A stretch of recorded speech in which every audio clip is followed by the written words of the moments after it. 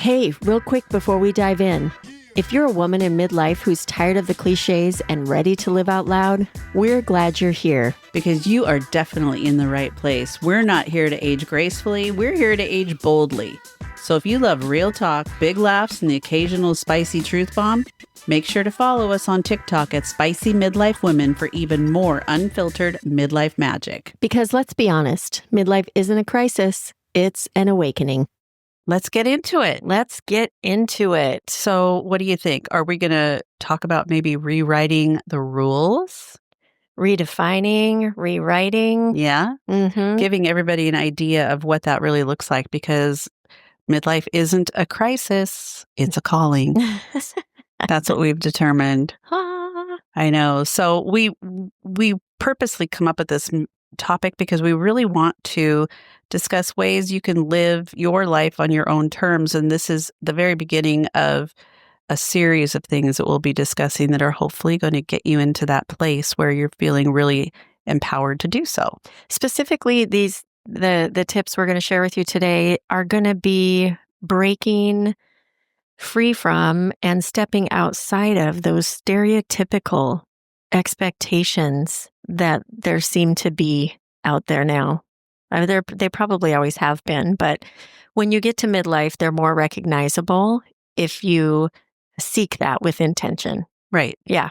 And I think that the women today have been in the place where, okay, barefoot and pregnant in the kitchen is not necessarily this generation. No. But you get the idea, right? Mm-hmm. Kind of the be seen and not heard, with the kids being the ones that are maybe hearing that. But women have been in the past and traditionally more, would you use the word subservient or? Your favorite word, Jules? No, it is. Submissive. Submissive. We'll be getting into that too. Submit. Well, anyways, we wanted to, in this episode, again, share with you 5 tips on ways that you can identify and really start to dive in and maybe do some of this and recognize. So first one being what, Julie? It's really about redefining what success means to each of you, because in midlife, we have our priorities that shift. We have things that we have done before that we don't necessarily do anymore, that don't serve us anymore. And so success doesn't always have to be, what we envision in our lives as like climbing the corporate ladder, getting, that boost paycheck, being well, what's the word I'm looking for? Being, focusing all on your work or your career. And I think that's actually something that I always did too. And I think there's other things that probably fell by the wayside because of it. But it's really kind of determining what defines success for you and to you and about you, what your decisions are, going into this next phase of your life. Yeah, I would say midlife is a time to be able to reevaluate some of those things. Yeah. Because certainly there is all the busyness and things that, lead up to midlife, whether it is having a family, climbing the corporate ladder, different societal ideas of youth and beauty and focusing on those things. There's, so when you kind of enter into and start evolving into that midlife time frame, definitely a time for reevaluation on what sex is. Sex. Where's your mind, girl? What success is. That was what we would call a Freudian slip there. Spicy. A spicy Freudian slip. It's funny. I was talking to a friend of mine yesterday, and she is a little younger than us, corporate girl. We knew her at Nordstrom and everything. And she is still a powerhouse, but in the business world has been quite the powerhouse, and really stepped back from the career, went and tried some different things, and then came back to it because, the economy was what it was. So now she's back in the corporate world, but she looks at it totally different. And she was sending me pictures of her grandbaby, brand new grandbaby. And she was saying, this is what my life looked like the last few days. And it was pictures of the other grandbaby that she was watching while her daughter was in the hospital. Yeah. And I was like, oh my God, remember that? And she's like, I have no idea how we did all that stuff. I'm exhausted. Yeah. Now you can give them back, right? I know it is. You get to that point. That's how it is when I have my grandkids. I'm like, oh my gosh, how did I do this? Yeah. With 4 all the time. So anyway, redefining what success means to you could be a plethora of things, really. It's, involving your family. It's involving you.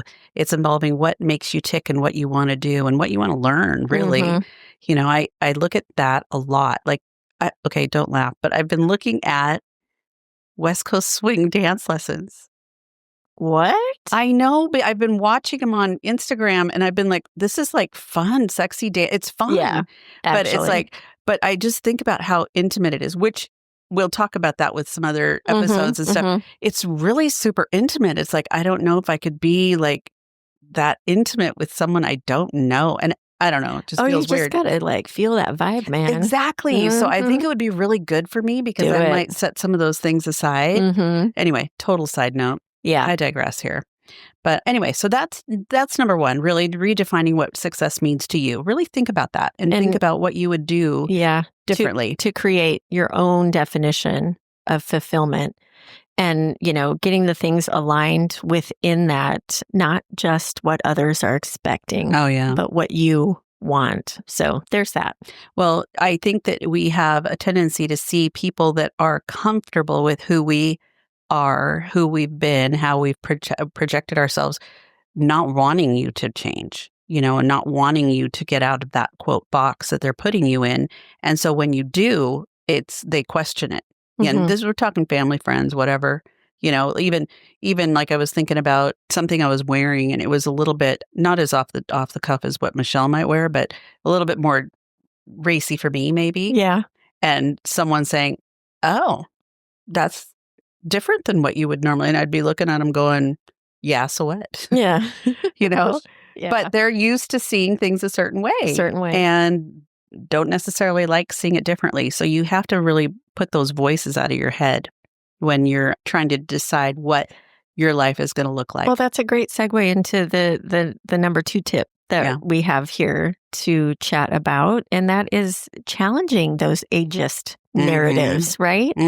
Push back a little bit to your point that you were just talking about, because society often implies that midlife women should slow down, fade into the background, right? Be invisible.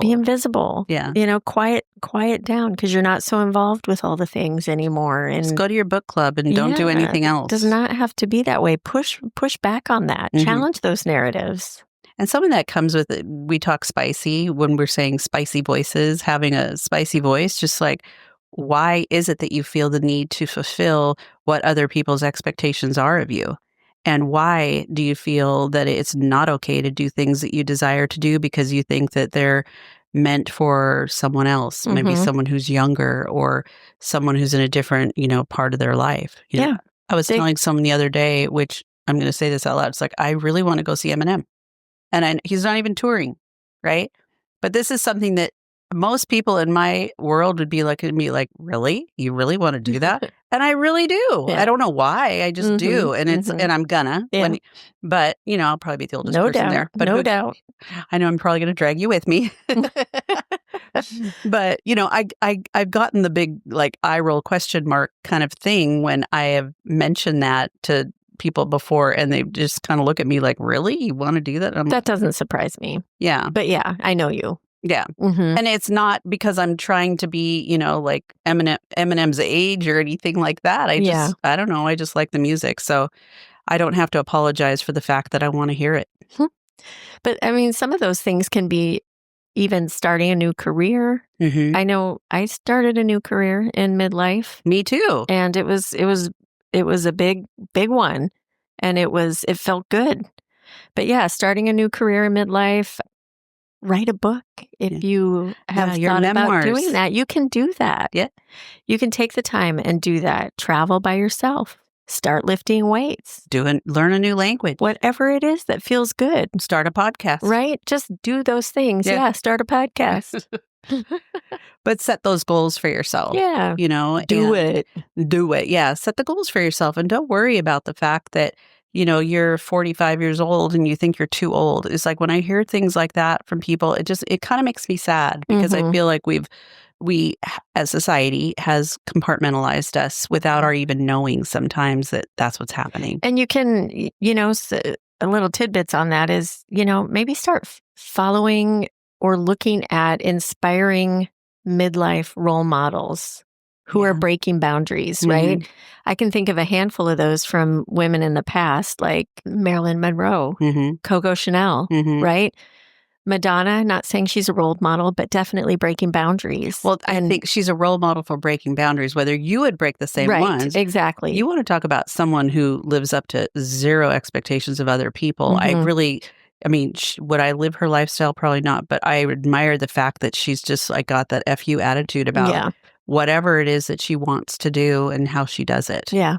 And I admire that. I admire that about her. Because even though in midlife, your life is still expansive and evolving, even in midlife. So challenge those ageist narratives.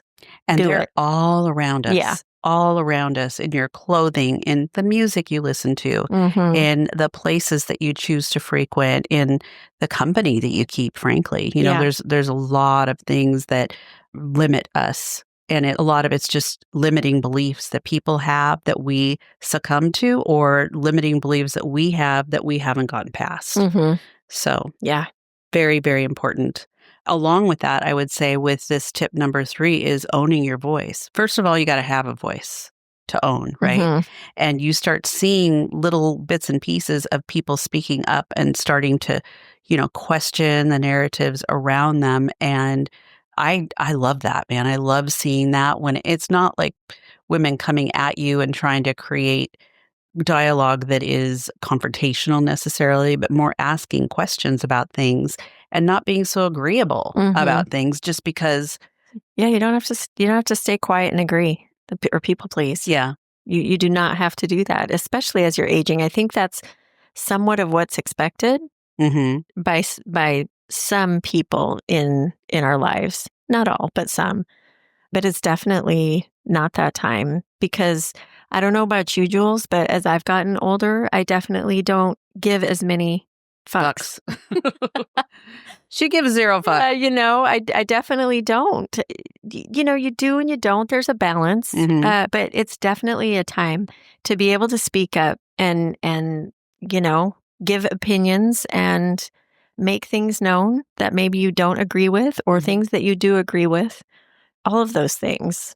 One thing I've noticed about our voice, and I've picked up on this a lot recently, is how much women apologize. Yeah. Without even realizing how much they apologize. They're constantly sorry. Yeah. Oh, I'm sorry. I'm so sorry. I shouldn't have said that. Or I'm so sorry. I didn't mean to put you out. Or I'm so sorry. That was like not very, whatever the case may be, and apologizing is that's a problem, that you're feeling like you have to apologize constantly for whatever it is, except if you're late. Well, I'm sorry for being. I think there's a difference. I actually had an experience recently where I spoke up. I gave my opinion. I said how I was feeling. And then it was a few days after. It wasn't in the moment. I think what we're talking about a lot of times, it's like that apologetic in the moment, being sorry all the time. But, if there's a situation, it happens, and then you have a day or two to think on it. I think there are times where it's okay to say, gosh, I've been thinking about this.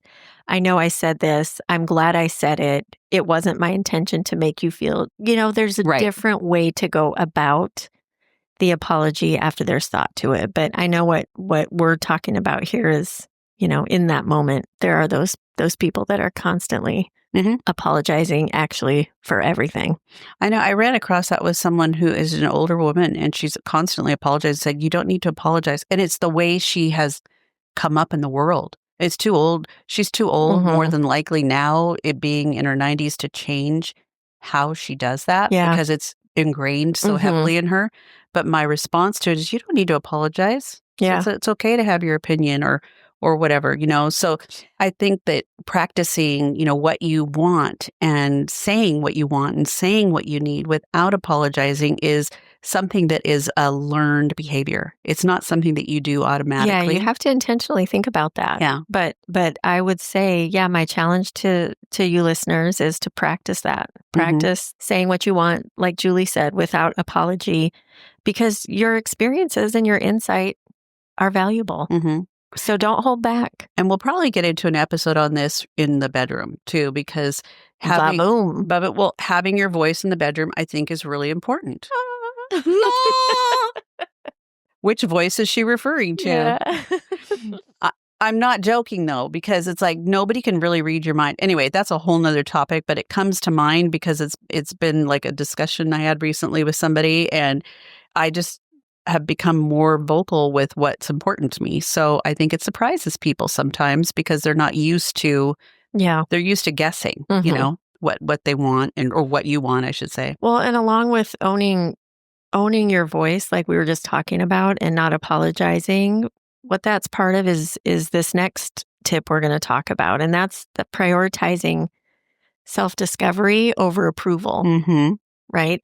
So I think midlife is a powerful time to explore interests without the need to feel validated. Yeah. Right? Well, we're always in a position, especially if we have responsibilities towards other people.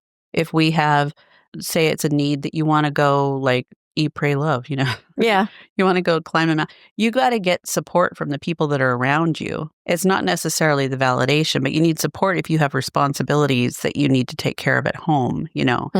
And hopefully you're in an environment and in relationships where people are supporting you, even though they don't necessarily understand what it is that you're doing or why you're doing something you're doing, but they trust your judgment and can support you along those ways.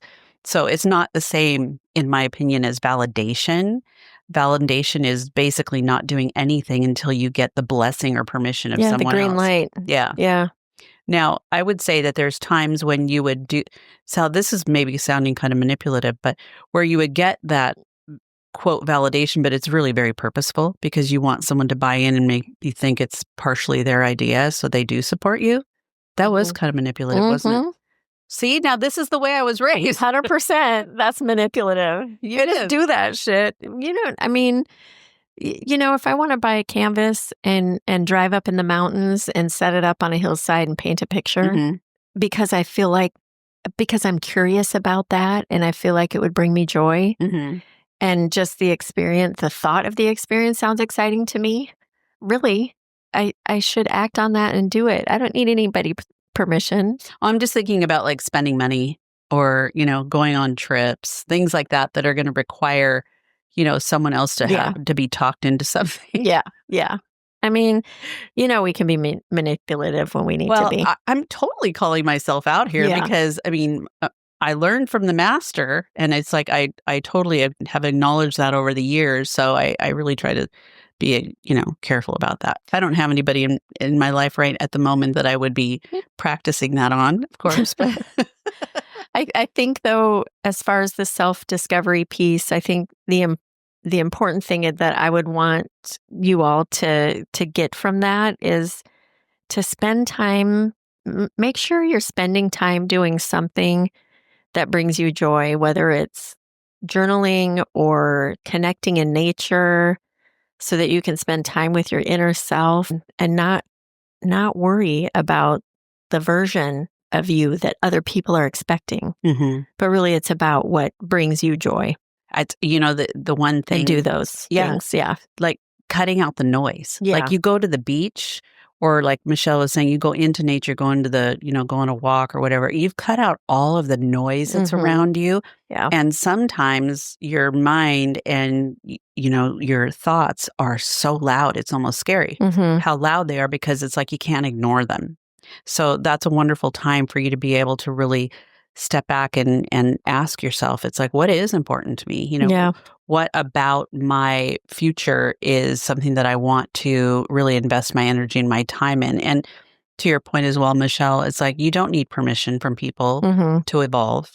You know, they are not going to necessarily evolve with you. And then that's where other issues come up, perhaps with relationships and such. But That's another topic altogether. But if people are in a relationship, a lot of the time they do a lot of these things together because it helps nurture their relationship. But that doesn't mean you can't do things independently from each other either. Yeah. With the level of support, of course, that you would hope for from a partner. So the one thing that I wanted to mention too was building a supportive and like-minded community is really important. Like having a really good circle of friends. And I'm not just saying like the friends you grew up with. There might be friends that are in different parts of your life. Maybe, like I mentioned, book club earlier. Maybe you have a book club, where you have people that you're speaking to on a more intellectual level, but that's the type of relationships that you have with them. You don't have the same type of relationship with someone else. So there's different types of relationships you're going to have with people, but building a community where, you're surrounded by people who have similar interests or have similar ideas, but you can learn from them, I think would be really important. So finding those people. Yeah, I was just gonna say, I think that takes exploration. I was just thinking of my own self in earlier midlife when I was evolving and trying to figure some of these things out, kind of experimenting, if you will, socialize time with different types of people, whether it was at the time I was attending church, I was getting into a career. So it was work relationships, sometimes in the community with, other moms that my kids were, involved with sports with, just different things to see kind of what vibed with you. Honestly, none of that shit did. Yeah, but now you know. But you have to do, I think for me, I had to do those things to really figure that out. Right. So it's definitely a time of exploration and trying to figure that out, whatever it is though, find a like-minded community. And it will take a little bit of exploration on your part. Maybe it's the birds and the bees up in the mountains while you're painting. And it's not anybody particular. Yeah. That could be. Well, maybe you're just become more comfortable with yourself when you are alone with your thoughts. There's midlife women's groups, there's entrepreneurial networks, there's online communities focused in authenticity. There's all kinds of things. And, coming in the near future, we are going to be building a community as well for all you spicy midlife women. So just know that that is something to look forward to here. We will be building a sisterhood community for midlife women. So you can ask questions about things that you wouldn't necessarily ask. And feel comfortable doing it because you will be among like-minded people. And there are a couple of Facebook groups out there that I've noticed that they're private groups where women, everything's done anonymously, but they feel comfortable asking questions about things that you wouldn't necessarily ask other people. And the kind of answers you get, it's more like, wow, I kind of thought about myself. Yeah. Let's see what everybody has to say about it. Right. I know, because there are so many things that I think we as women, we think about. I know. As time is evolving, circumstances are changing, relationships are shifting, all of those things. And it's a big time. There's it's a lot that goes on that I think we don't even necessarily identify in the moment. So hopefully some of what we share helps with the identification of that. Again, these tips for, helping you redefine what midlife is. The first one, redefine what success means to you. The second one, challenge those ageist narratives. The third one, own your voice. Fourth one, prioritize self-discovery over approval. And then the fifth one we've talked about is building a supportive, like-minded community.